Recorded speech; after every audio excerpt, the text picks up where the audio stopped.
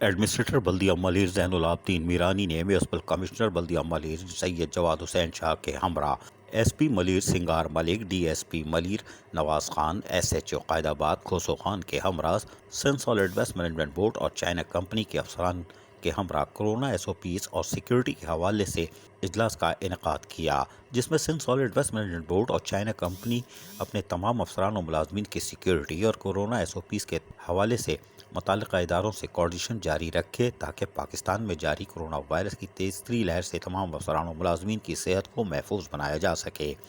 اجلاس کے اندر ایڈمنسٹریٹر بلدیہ ملیر زین العابدین میرانی نے کہا کہ چائنیز کمپنی سے ہمارا معاہدہ ہے، یعنی سین سالڈ ویسٹ مینجمنٹ بورڈ سے۔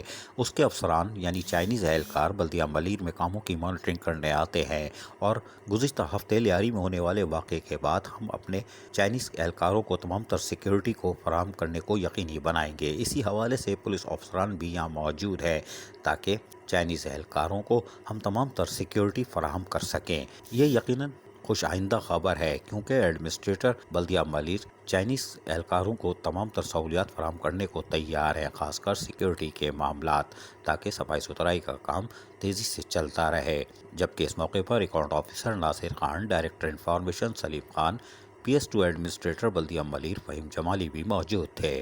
عزیز عارف، KBS بلدیاتی نیوز کراچی۔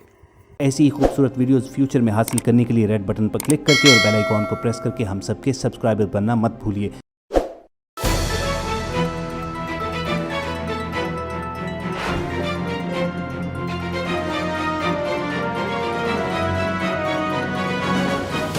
KBS بلدیاتی نیوز۔